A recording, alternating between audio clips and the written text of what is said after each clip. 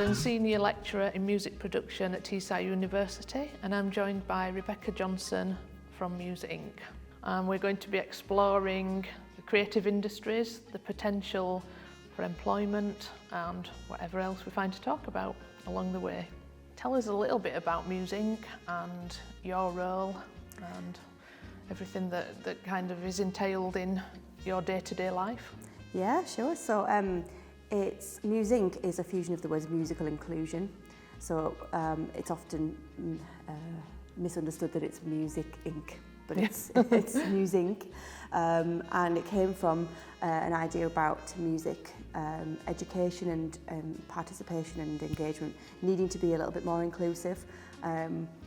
It stemmed from an opportunity for the council to apply for some funding. This was 12 years ago, in 2012, 11 years ago. My maths is not obviously great. It stemmed from an opportunity to apply for some funding to the National Foundation for Youth Music. And Middlesbrough Council were successful in getting that funding, and it's grown since then.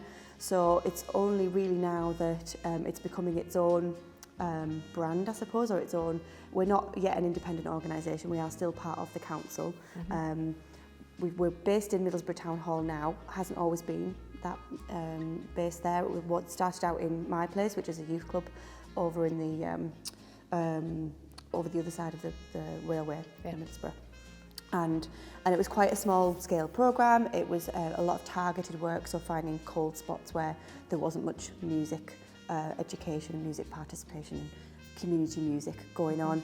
A lot of young people facing barriers, so that's what it was aimed at and still is really focused on. Young people aged 0 to 18 mainly, who are facing barriers, and by facing barriers we mean all sorts of things, like it could be economic deprivation, it could be English as a second language, looked after, care experienced, all sorts of things, all sorts of barriers. Yeah. And often with some young people there's multiple barriers for them to be able to access opportunities. Mm-hmm. So that's kind of what it was set up to do. And so not just about supporting young people to access music, but using music as a tool for personal and social and emotional development in general, and social impact, really, positive social impact. So now it's grown, and now, as I say, it's moved into Middlesbrough Town Hall, which was a nice move, I think, because it's a music venue, and we've got access to the spaces. We can run a lot of the programmes from there. We still do go out into the community and do targeted work in partnership with charities and schools and all that kind of thing. But we can also use the town hall and link it with a lot of the programmes that are running out of there as well, because my role previous to Musinc was at the town hall as I can't remember what my official title was. I don't think I ever had an official title, but it's kind of like musical engagement officer. So I would organise things like the school's music programme and weekly classes for people to come in and make music in the building. So that was my real role previous to Musinc, and I thought the two could marry up quite nicely, and that's what's happened really. Is Musinc is now based out of the town hall and is the engagement arm of the building, of the venue. So we still deliver the youth music programme, but we also deliver part of the Arts Council National Portfolio Organisation programme, which is another grant that the town hall get for the venue's development. We Musinc have a sort of slice of that funding to deliver the engagement programme as well. So we've basically got kind of two main income streams, but everything. And that was an opportunity as well to ensure that kind of that ethos, I suppose, or that the values that we have as Musinc about inclusion, equality and diversity are embedded across the whole of the town hall and everything that we do, rather than just being a separate strand of work and a separate programme. So now equality, diversity and inclusion is kind of a really important and primary focus for the whole. Everything that we do, it kind of roots, is this inclusive, is it diverse, is it reaching people that wouldn't normally have access to these opportunities. So, brilliant. Yeah. Well, that's kind of where I come from, because I'm just finishing a PhD, and that's my whole kind of subject area, inclusivity, breaking down barriers, music making, which has caused us to have a lot of discussion in the department about GCSE music has kind of fallen by the wayside in school. So it's becoming a community effort really to give people opportunities to do the non-academic, music can be academic, but you know, the more kind of creative subjects. And, you know, we have noticed that there is a real kind of gap in the market for, well, not gap in the market, but job opportunities are actually quite good because we need more sound engineers, we need more DJs, you know, there's a lot of, I'm always getting requests, do you know anyone that can come and record this night, or, you know, and we struggle to find people, and there are a lot of career opportunities, and I think that's one of the misconceptions now. If it's, you know, not a STEM subject, or, you know, the creative industries have suffered basically recently. Absolutely, I mean, the statistics are pretty scary. They are, recently, I think it was 40% decline in A-level take-up over the last 10 years.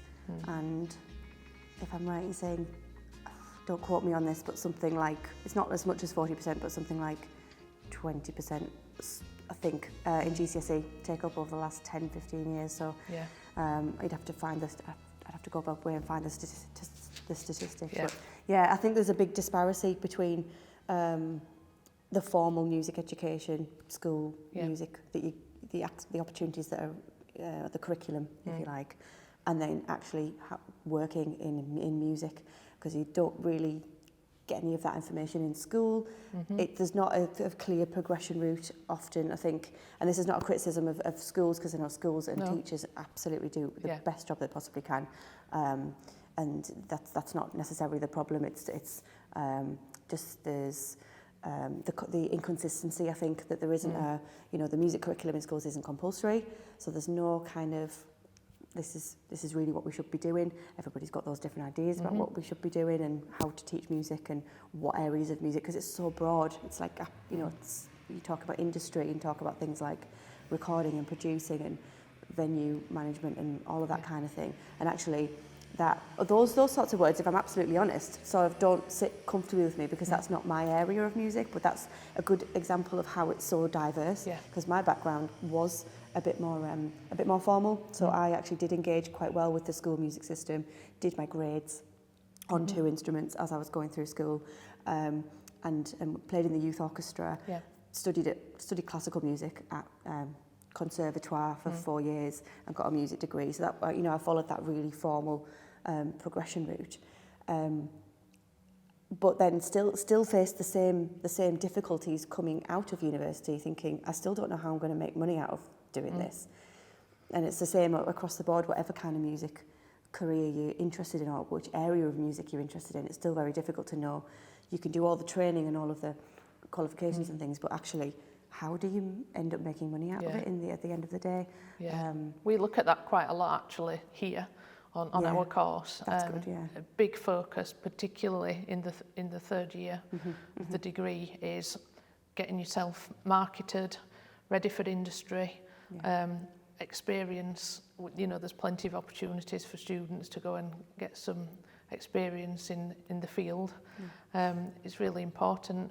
I know, so my education was quite similar to yours. My school did GCSE music, but I wanted to do business studies.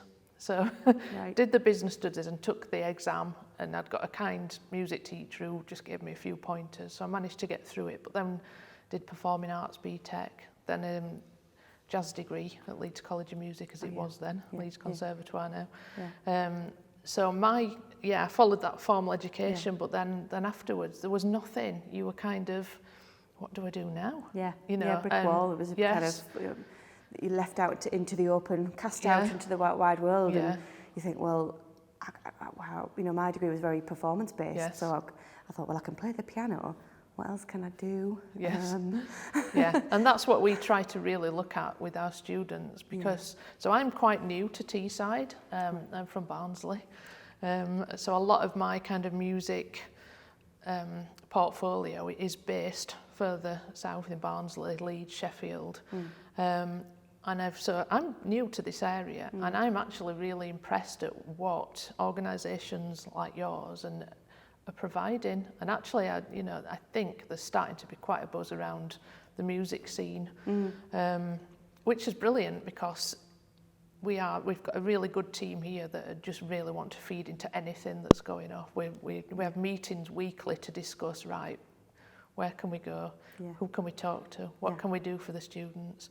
I'm very community based, so I do a lot of community music projects, and we've had a discussion about GCSE music going from schools, but also the tech side of you need to now really be able to these days, it's going that way, and there's more and more tech being used. But it's easier now than ever because we've all got portable recording devices, we've got a telephone, So even some of the basics that we can share in the community, that's where we want to go, because it's not really covered in schools, as we mentioned earlier. It can't be. There's no room for it. There's no capacity. You can't do absolutely everything. That's the problem with the schools, isn't it? But you're right. I think there's definitely a need to support people to develop their own business ideas as well, and know how to. Yes. Unfortunately, I think a lot of musical people or creative people tend maybe not to be as strong in, that's a generalisation, I know, apologies, but tend to be kind of, because they're so creative and have lots of ideas, but it's how to actually realise those and how to put them down into a business plan, especially things like, it's such a shame to hear about all these music venues closing down. Middlesbrough's been a victim of that as much as anywhere else has, I'm sure, but it's just really sad. And really disappointing that's a result of the economic climate that we're in. But we need to be supporting more musicians to be developing their own business ideas, but knowing how to be business savvy. And I'm not saying that those venues of closed haven't been. It's just the times. But if they, we need to make sure that that's part of the offer, the education offer that's on the table. Is that because I was never taught how to. Like you say, I just finished uni and it was kind of off you go. And I just wanted to find, I just went out and tried to find a job. But it's not usually like that with music. You need to create a portfolio of skills and say, these are the things that I can do, and then try and work out how to generate an income from that. Who do I go and speak to? Who do I work with? What kind of ideas do I want to develop? I was very lucky that I really, really enjoyed. I like being organised, and I think that's how I fell into arts administration. So my first job, I just got on Google. Actually, you just reminded me, just being here, it was at the university, because it was with an organisation that was quite new at the time. And this was after me doing uni, finishing uni, and coming home just because I had nothing else, nowhere else to go. Actually, I'd worked on a cruise ship for a year, because that was kind of the only thing I could think of to do. So I applied for all these. And I just played piano in the lounge for about a year, and then got a bit fed up with that, because it's not as creative as you think it might be. It's not as glamorous as everyone thinks it is. It's like playing the piano for 4 hours a day. It was like, I'm getting a bit bored of this now.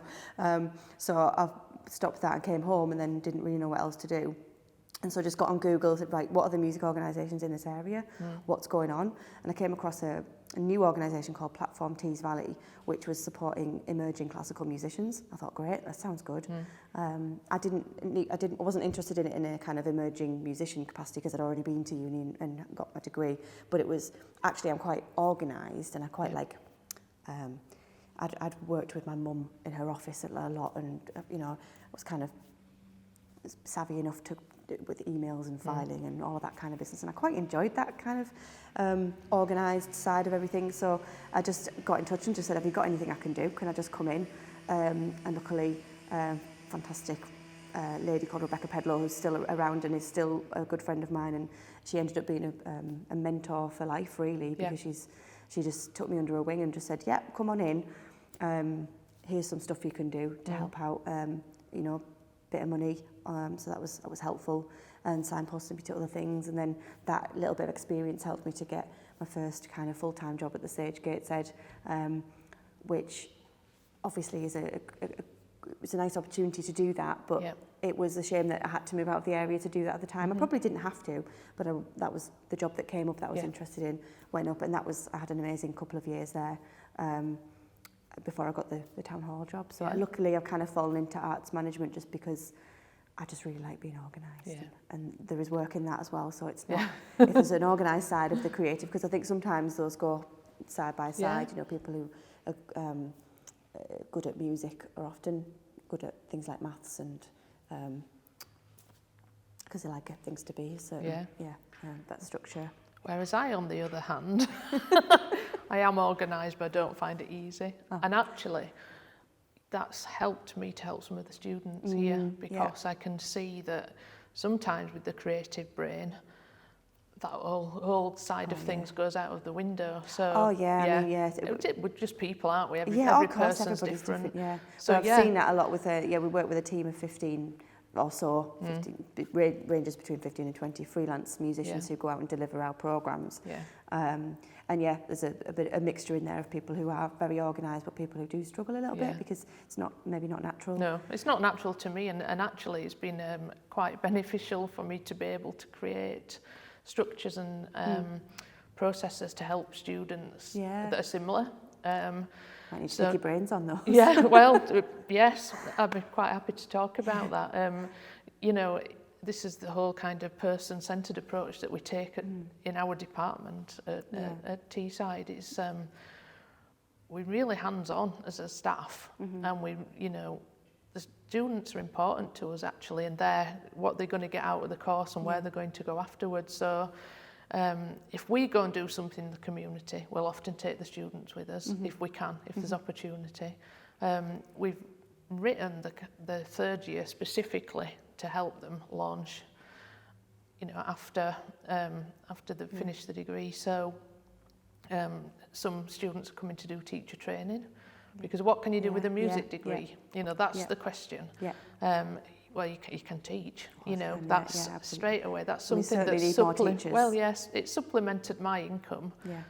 Because I had got the knowledge to do that. But it doesn't. You don't have to teach classical music or an instrumental path. There's other things you can teach: DJ skills, production, community projects, and then there's just a whole range of opportunity that, if you're guided in the right way, it's ready and waiting. I had that sort of a very similar perception of teaching when I came out of uni, thinking, oh, that's not for me, I don't want to teach. I can imagine, standing in a classroom, I thought, no, it's just not for me, it's not for me. But I've done teaching in lots of other different ways, this whole concept of community music, which started, 20 years ago, about basically making music with whoever's in the room, with any ability, any age, any background, any instruments. Is really taking off, I suppose. I don't know if that's the right phrase, but there's a lot of work out there in that context. If you workshop leaders, and I think ukulele was a massive thing for about 10 years, wasn't it? Ukulele I think it might be dying out now, but but things like that with workshop leading doesn't have to be. You don't have to be with the word teacher. There's so many other words. I mean, I wouldn't use that really to describe what I would do. I'd say like facilitator, workshop leader, music leader, and that. But it's all essentially you're teaching, but you're just doing it in a different kind of way. Yeah. Well, there's the whole thing of the portfolio career. That's it now, isn't it? So, absolutely. And you can always have areas of specialisms, I suppose. And I suppose if I was giving advice, I don't know if that's what this is about, but giving advice about just trying lots and lots of different things. So I did try a bit of teaching for a while in a classroom, and I ascertained that it definitely wasn't for me. So did it for a bit and then politely declined and said, that's not for me, thank you very much, but leave it to the people that really enjoy doing that. Done one-to-one teaching, like privately, and actually didn't really enjoy that either. Just felt a little bit frustrated. So I thought, well, there are people out there who absolutely love doing that, and that's great. Not for me. What else have I? And then if I hadn't tried, so I got into choir leading quite late on, actually. So I used to be, because as I said, I did piano. I don't need to do the accent, so you know what I mean when I say piano. I did piano at university, and then started accompanying. Not just choirs, but anything really, just accompanying things. Exams and things like that, and then every now and again when I was accompanying a choir and the leader was maybe ill, they'd say, well, can you just cover the rehearsal? And I'd say, oh gosh, well, okay, and then just absolutely hooked. And now choirs are my kind of, I would say, area of specialism, and you don't find that unless you just try. No, sometimes it's by mistake, isn't it? Absolutely, or just opportunity. And not being scared to admit that actually you're not you need, that's not something that you can do, because music, I think people think, well, I'm a musician, you automatically, maybe that means you can do everything. Yeah, definitely not the way, is it? Absolutely not. You know, there's a lot of things. So knowing what your strengths are, I think, is important. Just to be able to say, this is what I'm really good at. I can definitely do that for you. Actually, no, I'm going to signpost you to somewhere else or someone else for that, or whatever. So knowing what your strengths are, I think. Yeah. Collaboration. Yeah, so collaboration. Yeah. Yes. Yeah. Just that's the way. Getting together with us. I mean, that's what us musicians and creative people are just. You know, I don't know anybody that works on their own. Really. No. It's not them. So much more better things can happen when you work with others, can't they? So, definitely. Yeah.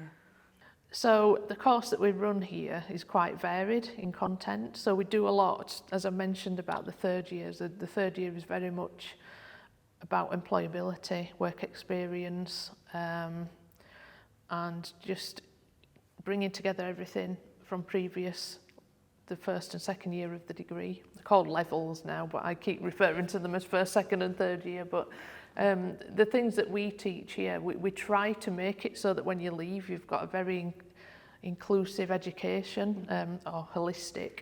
So I teach composition, and it's not formal composition, because the nature of the course is music technology. So generally the people that we get on the course have got quite a lot of experience in DJing, production, sound recording, but we do put the composition in there, and we don't specify which DAW you've got to use or how you've got to do it. It's looking at a massive range of composition influences of the past, what the students are interested in themselves, and bringing it together into a portfolio of compositions, and they do that in all first, second and third years. But then there's the very practical application of sound recording, sound synthesis, which then they can really go into a specialism in second year, but mostly in third year there's a big project on your specialism. And there's obviously things like games, film and games is a massive area. We look at Foley, soundtracks and that kind of thing, because we've only got to watch things like either a big blockbuster film or even recently like the Coronation. You know, where would we be without the music and actually, the sound? Yeah, definitely. And composing is, absolutely. But one profession I think is probably a bit overlooked is arranging, because you can, compositions, if you're talking about, for example, with my classical background head on, when you talk about the Coronation and you would hear these pieces of music being played, they were written, 300 years ago. And just to give an example, I conducted the Handel's Messiah last week with the Gisborough Choral Society that I lead.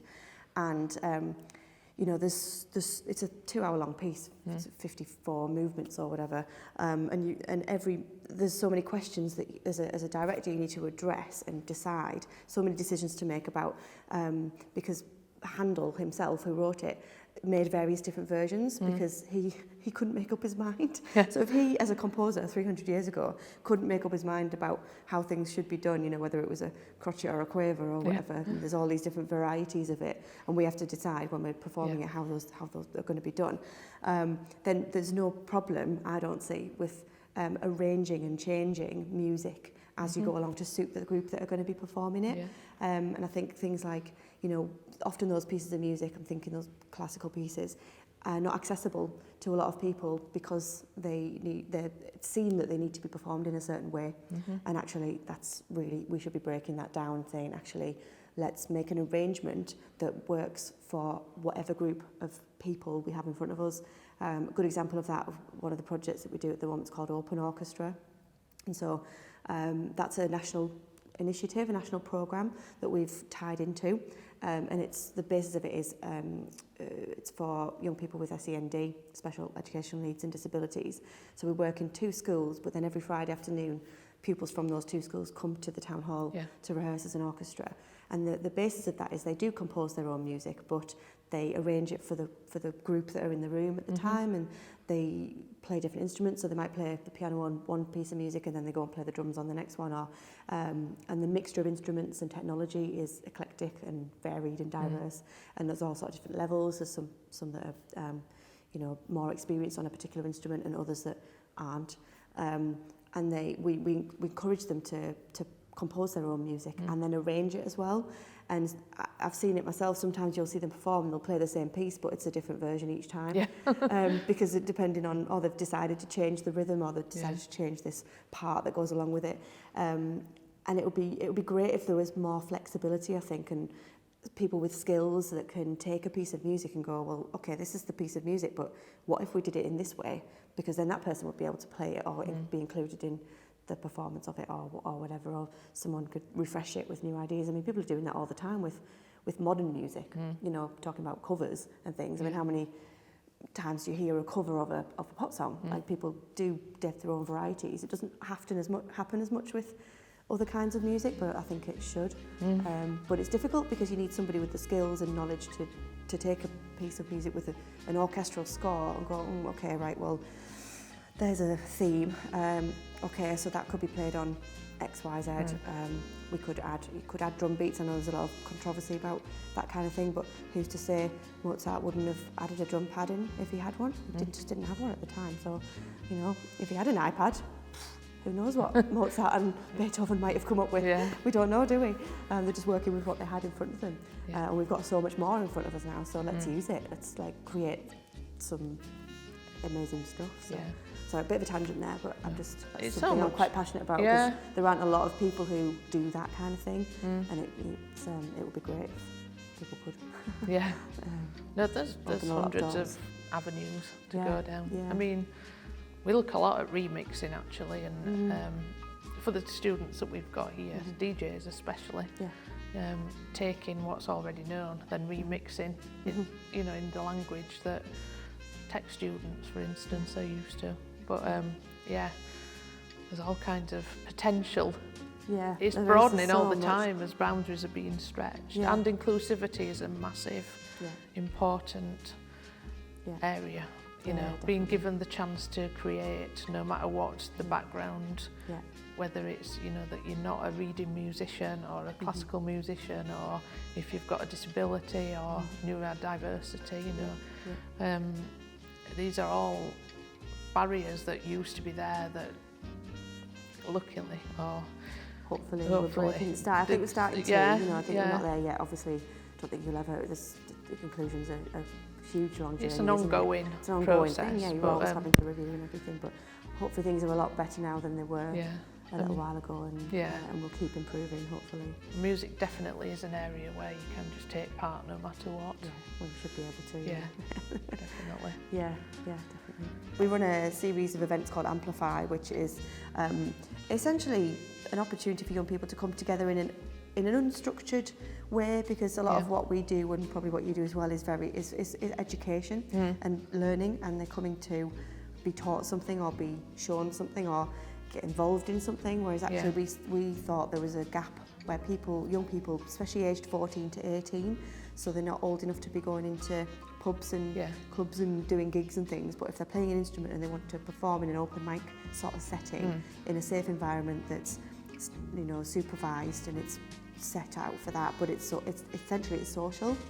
So we've got this series of events called Amplify, and they're once every 6 weeks in term time, and it's just an opportunity for young people aged 14 to 18 to come together and hang out, but it's staffed, and there's usually a host musician, so they'll talk a little bit about themselves, answer questions anybody's got about music development, if they're thinking, where do I go to do this? How do I get my track on Spotify? How do I do this? It's just someone there to talk to about it. And then so we get, as I say, it's that age group where I think there's not enough for them to do if they're interested in music, and how do people find other people and make those friendship groups where, because one thing about young people is friendship groups are so important, and having that connection with a hobby or something they're interested in. So music is that, it's so powerful. And I've never really met a young person who doesn't engage in music in some way, whether it even just having a liking of a particular artists. The ear pods in You know, constantly. you're always listening to music, yeah, Like my absolutely. children. And it's there's just so much potential for that to be a positive social impact. Definitely, as well. and that carries on through the ages, you know, right through to like choirs that cater for all different age groups. And just, you know, there are the over 65, or over, no, I can't remember what it's called in Barnsley. U3A, that's U3A, it. yes, they've got those. I think they're all over, aren't they? Yeah. But that's age, what it is. Yeah. It's a community feeling of finding your tribe, I suppose, as we call it when they're younger. But just sort of shared interest and identity as well. I think it's a big thing. Yeah. Identity is an interesting topic, though, actually, with music, because I think sometimes it can be a positive thing, and sometimes it can be a divisive thing. So I think obviously it's good for young people to know and to find their musical identity, but that can often be associated with particular genres of music or particular groups of young people, and I don't think that's a good thing necessarily. So it's just making sure that we find that balance between having an identity musically, but also being open to valuing all genres equally as well, and not being stuck in that genre box. I think we just need some really eclectic kind of range of things on offer. That's why we are keen here to just get into the community. We've got a lot of mature students here actually that have thought, do you know what, I've always wanted to work in music, and now there is more opportunity to use it as a skill that you can actually then use as a job. Again, I think the thing, music degree used to put people off, but something like music tech, we have found we get a good broad range of ages, from people coming from college that want to carry on, people that have left the industry for a while, or people that have never been in the industry, that we've now got all this home music making equipment. Where do you go with it? What do you do next? We then show people what to do next. And and then so that would align well with, like, I'm at the town hall on a Sunday afternoon with my choir, and we're all sat there thinking, we'd love to get ourselves recorded. How do we do that? You know, and there's probably... There you go, community. Yes. Thank you for listening to You've Got a Point, a Teesside University podcast. To find out more about studying music production here at Teesside, why not visit our website or pop along to an open day.